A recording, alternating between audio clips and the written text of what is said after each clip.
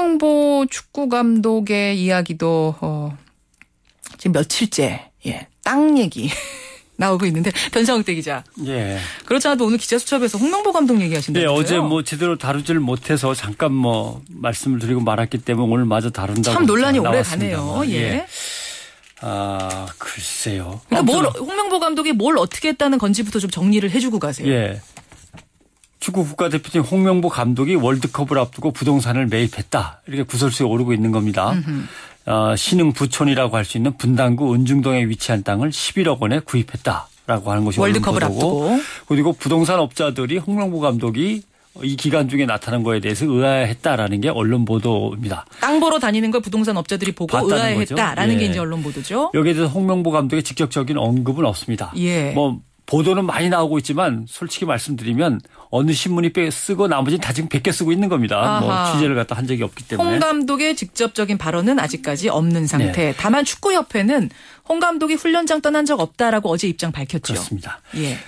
진실게임처럼 돼버려서 홍 감독이 뭐라고 다시 해명을 해야 되겠는데 말은 안 나오고 있어서 드러나는 몇 가지 문제점이나 생각해 볼 것들을 지적을 한다면 첫째는 소통의 문제입니다. 소통의 문제요. 우리 축구대표팀 이번 성적이 초라한 것도 문제지만 대표팀의 선발이나 훈련, 평가전, 월드컵 본선 3경기에서의 어떤 전략 전술 그리고 경기 결과 모두를 돌아볼 때 결코 다 좋은 점수를 받기가 어렵고 제대로 진행이 안 됐어요.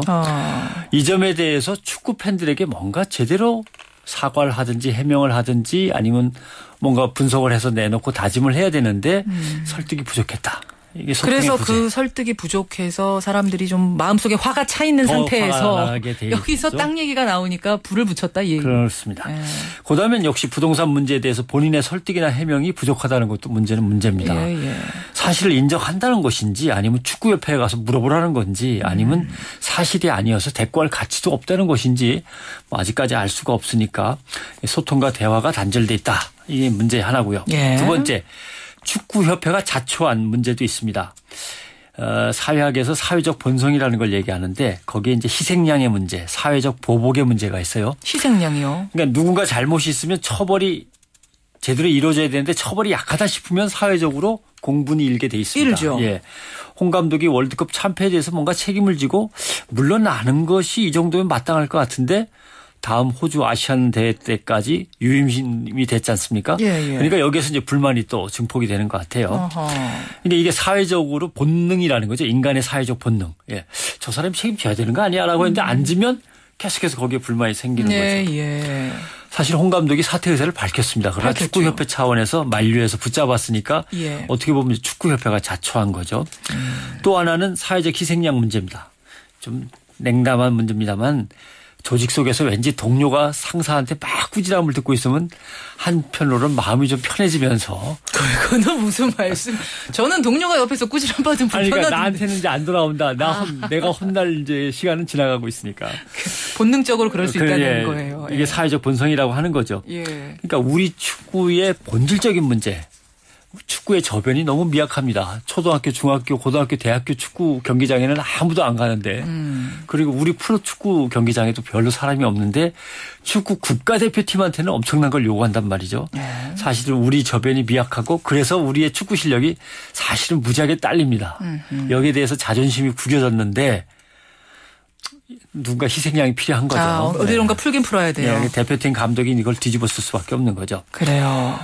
한편으로는 홍 감독에게 쏟아 부어지는 비난은 과도한 부분이 있습니다. 부동산 구입이라는 게 핸드백 쇼핑하러 나가는 건 아니지 않습니까? 그렇죠. 오랫동안의 계획에 의해서 가족들끼리 상의도 했을 것이고 이런 과정에서 이제 이루어졌기 때문에 훈련 중에 쇼핑하러 나가지는 않았을 거라고 봅니다. 또 선수들에게 니들 훈련하고 있어 난 나갔다 올게 이랬을 리는 없다고 저는 믿습니다. 이제 투기가 아니라면 이게. 부동산 구입은 사실이고 외출은 없다고 하니까 일단은 그렇게 믿고 넘어갑니다마는 또 하나 이런 것도 생각해 볼 수 있어요.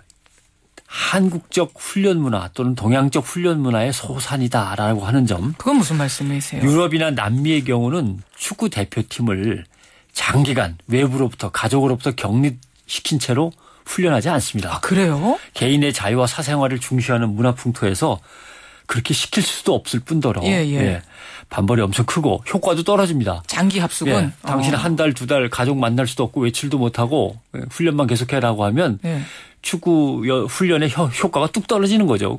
선수들이 그래요. 반발하면서. 히딩크 감독 때는 그러면 어떻게 했어요? 히딩크 감독도 우리 대표팀 이끌면서 이걸 절충안이라고 훈련 중에 휴식 기간을 주고 사생활을 누릴 수 있도록 배려를 갖다 했던 거죠. 재미난 것은 월드컵 성적에 이게 또 관련이 있어요. 연구 결과를 보면 브라질은 94 월드컵에서 선수들이 자기 부인이나 애인을 데리고 월드컵에 같이 가도록 허가했습니다. 우승했어요. 어허. 절대 안 된다고 또 막았어요. 98년도 프랑스 월드컵에서는. 이때는 준우승했습니다. 그런데 뭐 우승 준우승은 한 끗 차이입니다. 이번엔 어떻게 된 거예요? 오늘 지금 브라질이 7대1로 독일에게 졌습니다. 브라질에서 열렸는데 이렇게 엉망으로 지는 건 합숙 훈련 한 겁니까 그럼 이번에는? 독일의 예도 있습니다. 독일은 74년 서도 월드컵에서는 가족들하고 마음껏 지내라 라고 했는데 우승했어요. 프랑스 월드컵 때는 프랑스는 독일의 숙적 아닙니까? 야야 마음가짐을 새롭게 하자. 이거 부인이나 애인 데리고 월드컵에 오지 마라 했더니 8등 했습니다. 그래요. 영국은 90 월드컵에서는 야 애인이나 부인 자유롭게 함께 가라 했는데 4강 했어요. 98 월드컵에서는 절대 안 돼 했는데 9위에 머물렀습니다. 이번에 브라질하고 독일의 성적과 관련해서 이 부분 저는 한번 연구해 볼 가치가 있다라고 생각을 합니다. 그런데 또 지금 난리가 난 거는 사실 홍 감독뿐만이 아니라 삼성도 난리가 났습니다. 삼성전자 어제 저 어닝 쇼크 있었던 거 그거 말씀하시는 거예요? 뭐예요? 삼성전자가 월드컵을 겨냥해서 그 뭐라고 부릅니까? 팍 휘어진 캡숑 울트라 고화질 UDT 뭐 커브드 TV 이런 그거요? 뭐 잘 모르겠습니다. 아무튼 그걸 갖다 이제 홍 감독을 기용해서 광고 모델로 삼아서 감독 썼군요. 스카우트 해가지고 대대적인 광고를 퍼부었습니다. 물론 16강 진출이 좌절되면서 광고를 얼른 내리긴 했습니다만은 그럼 거기서 끝나야 되는데 홍 감독의 부동산 문제가 불거지면서 삼성도 어디서 그런 감독을 갖다가 스카우트해서 말이야 광고 모델로 써가지고 하면서 다시 비난이 일고 있어요. 기업들 손에도 만만치 않아요. 그다음에 동화약품도 마찬가지입니다. 거기도. 상처에 바르는 뭐 후 무슨 연고 이것도 홍 감독이 등장했는데 괜히 이제 욕 먹고 있는 거죠.